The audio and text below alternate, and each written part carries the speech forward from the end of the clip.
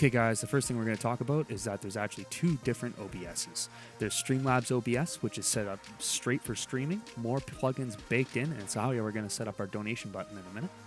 And then we have OBS Studio, where it's a little bit more stripped down and it's really great if you're just planning to do some screen recording and make a YouTube video afterwards.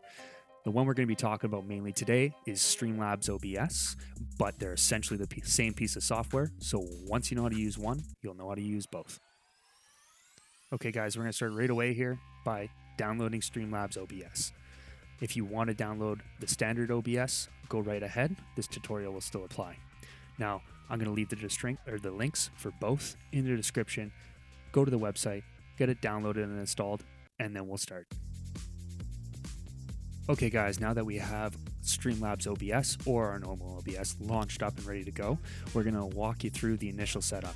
Now, I'm just going to show you the initial layout here. You're going to see a lot of options for plugins, etc. If you're in the Streamlabs OBS, they're going to ask you to subscribe to the Prime. This is not necessary. There's lots of ways to do overlays without this, and I'm going to walk you through some of those today.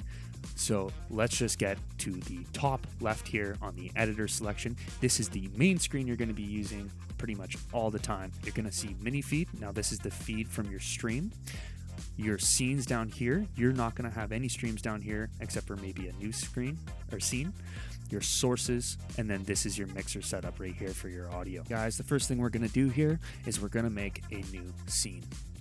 So you click on the positive button right here and you select the name of your scene. Scenes are different instances of overlays and different layouts that you will have that you can switch through on the fly during your stream. You might want an end stream, an intermission, and your normal monitor capture. So what we're going to do is we're going to click done. Now, this giant black window up at the top here is what the viewer is actually seeing. Your sources show up here. Now, if we click positive on source, this is how we're going to get something to show up there. And we're going to have a lot of options off the gate. We have images, browser sources, audio inputs, game captures, etc., etc. And we have all these widgets. Now, if you're in OBS Studio, the normal one, these widgets will not be in there. You have to manually add certain ones. But we'll get to that in a minute. The first main capture that you are going to want is going to be your display or game capture. Now, if we were to click game capture here and add source, we can do game capture, and we can click on settings right here to adjust the settings on the source we have selected. Now, right now it's in auto mode, which is totally fine. I like to set it to capture any full screen application, but it's totally up to you. Generally, if you go auto or it will pretty much always grab your game, even if you have dual monitors set up and everything else. You can even capture specific windows, but this is going to be the main one that you're going to be using. Now, obviously I don't have a game open, so it just says looking for a game to capture. Now, obviously you can see my mic audio is showing up and there's nothing on my desktop audio right now. If I were to change my volume, you can see now that it's going up. We know that we have audio on both, and that'll be recorded into our stream. Now, if you want to add a third piece of audio, maybe a guitar or something, if you're streaming like that, we can click add again, and we can go to audio input capture. This will let you specify any extra source that isn't on here by default. So now we can select any extra microphone or input from various things. I'm going to select my Oculus virtual headset in case I wanted to do some VR streaming.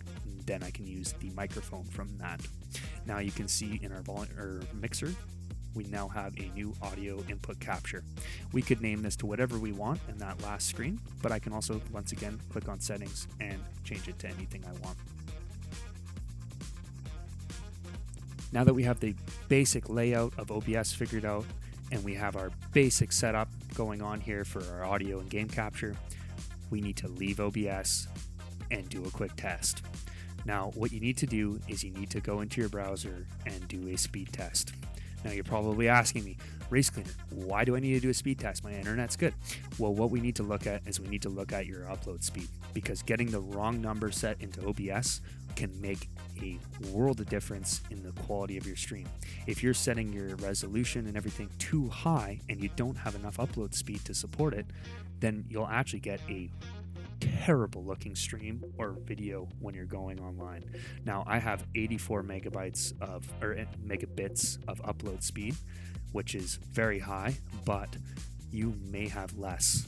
And I'm going to walk you through the proper settings for that. So now we're going to go back into Streamlabs OBS and click on the settings logo in the bottom left. Now that we know what our upload speed is, we can put in some critical settings into the setting panel. First thing we're going to do is we're going to click on output, and the first thing we're going to see is this bit rate right here. Now 6,000 is the equivalent to 6 megabits per second upload. Now if you are only uploading at 3, then you might want to consider 2,500. You need to have a little bit of overhead for the game you're playing if it is an online game. 6,000 to 8,000 is about perfect for 1080p HD video streaming. 720p, you want to be around 3,000 to 4,000, and vice versa. I always recommend going 720p for your streams. Most people will not be able to see the difference, and the extra frame rate that you can squeeze into it will be well worth it. Now, inside here, we're going to have this encoder setting. We have software, hardware, and the new hardware.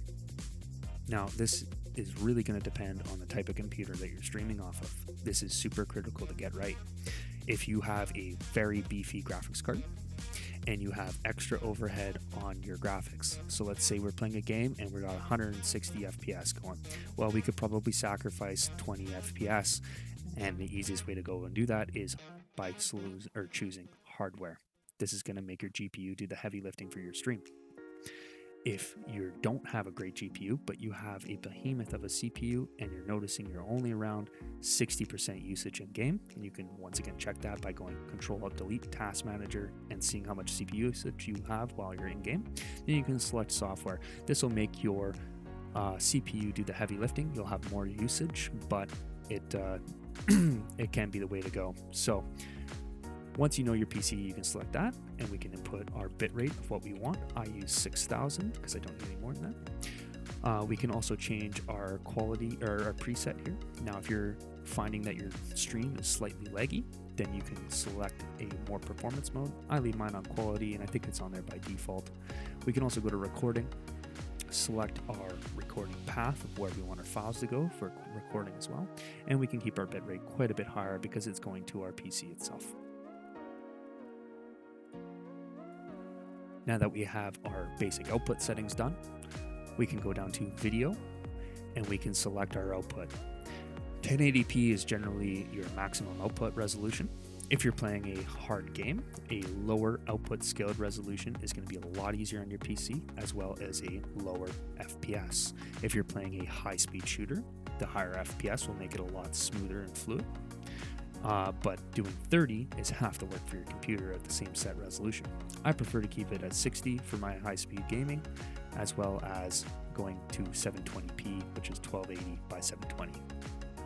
If you are running a lower bitrate, lowering these two values is a very smart idea. You're going to get a better looking stream having these settings lower than what you would having them higher with not enough bitrate to push out to the servers.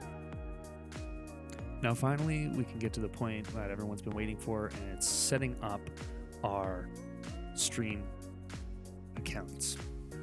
Now we can go to our stream tab right here and select our Twitch, Facebook accounts, and even YouTube.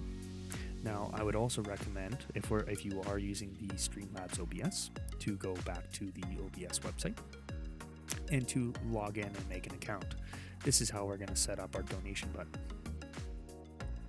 Once you've made accounts with Streamlabs and the selected streaming service that you want to use, it can be as simple as going to Streamlabs and clicking Go Live. You should have a confirmation within minutes that it's working. You can even set up chat on the side simply by clicking the button on the right. I have it set to Twitch stream right now, but you can also do a multi-stream and have multiple chats showing up, as well as seeing how many viewers you have. We also have the record button right here, which is going to let us record our gameplay even while we're streaming. Now to get into a little bit more of the advanced streaming stuff, if we want to add our overlays, etc., what we need to do is we need to add another source. Now, if you have an image overlay, we can go image, If we have a media source image, so like a moving background and stuff, we can do media source. Now I'm going to add image just to keep things simple. I have some really old ones from back when I first started. So let's see, I'm going to make a pre-stream video.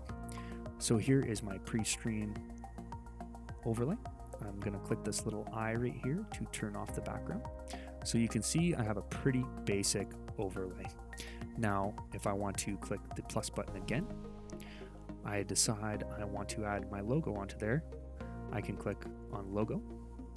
Now, let's say I have not already added these sources. I can click on add new source instead, name it, and if I click add, I can just browse to the image that I want. I already have my sources imported in here to make your life a little easier. So what we'll do is we'll go to some of my pre-made ones. We'll go image, and I want to add my logo onto here. So now you can see I have my logo. I can move it around.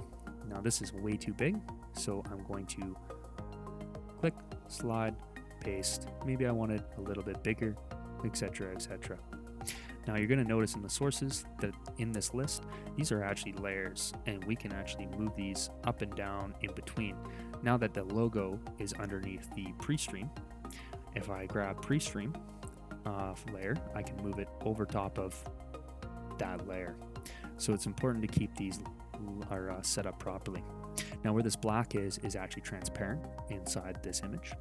So if we actually add an image behind that, it will move. Now what I'm gonna do is I've already pre-downloaded a media source and imported it in here. We're gonna grab background vid. So I'm gonna grab this and import it. Now you can see I have a stock file that I've downloaded off the internet as a background. We're going to scale it up to the right size, and we're going to move its layer underneath. Sweet. Now we have a decent looking intro screen. Okay, I think we'll use this as our pre-stream. So I'm going to rename this, and I'll do pre-stream 1. Perfect. Now I'm going to add another source here for maybe our normal stream. We'll name it stream. And now we have a whole new list of sources that we can switch in between. So for our stream, let's add a camera. We'll go add source, video capture device. I'm going to go add new source. And then we're going to select our camera. Obviously, I'm going to use this one, and it came up right away. And we'll click done. Now you can see I have my camera here, and just like everything else, we can resize it, get it in the proper position, and get everything working the way we need it to. Now that we have that, we might want to consider putting on an overlay. Once again, we just go plus, add an image, or add a media source. Very straightforward. Obviously, we're going to want our game capture underneath this, so I'll add that, and I'll put it below our camera so that we can see it. Last thing we're going to talk about today is how to get alerts and everything showing up on our stream. When someone donates, we really want that to show up on stream, make them feel special. So we're going to go add another source, and we're going to go to these widgets that I was talking about. Now there's multiple ones here, but the ones we're going to talk about today that are the most important is alert box. This is going to make it so that if someone gives you a donation, it can just show up right on screen. There's lots of different settings for this. We can turn on and off what is going on, and we can change some general settings like text and background and everything else. Generally speaking, just leaving it on default is totally fine. Now you might be looking at this and it's just an empty box, and that's because we haven't had anyone donated. If we go down to test widgets and we click follow, now we have animation showing up middle of our stream to show that people are supporting us. The next one we want to add here is viewer count. And I'm going to add that in there. And now I have how many people are watching me on Twitch right now, and I can move that all around. I'm also going to add another really crucial one called stream label. Now this is going to have a lot of different customization. I'm going to make a brand new one. We're going to click add, and we can select the type of label. So we can have top donors, we can have donation amounts, top gift gift or sub gifter, trains, cheerers, amounts, subscribers. These are the ones that are going to stay on screen to let people know that they've done this. So the way that you would do this is you would just select what you want. Let's say we want all-time top donors, or we want, I'm going to do total donation amount, or let's do weekly donation amount. All right. So now we have a quick preview of what we're going to have. We can change our font sizes and everything else. I'm going to leave it as default. Click done. And in the top right here, we're going to see that we have our little donation amount right there. And if we do a test widget for donation, $46, and if that was real, it would show up right there. The last one is really nice for your intermission screen, etc. And we can go to Chatterbox. This is going to add a live chat wherever you choose. And as people chat on your Twitch, they'll show up right here. Now, to show you a proper layout of something you can have, I'm going to go to one of my actual stream overlays. Right here, we have my intermission screen. I can have my chat right here. I have my total viewers. I can change this to anything I want. In fact, I could put my webcam up there right now if we wanted to. I have my links down below. Just a nice clean setup. Here's my stream screen with my camera overlay and a little bit more information down below. And a nice little pre-stream one that we made very similar to the one earlier. That's basically all the setup for OBS. Your Streamline account is going to make your donation buttons and everything work, and everything come onto your stream and make all those widgets work. I hope this video helped you out. If it did, please give me a like and subscribe, or give me a follow on Twitch. All are appreciated but not necessary. If you have any questions, don't hesitate to leave a comment and ask. I'm more than willing to help you out, and I'll generally reply within 20 minutes.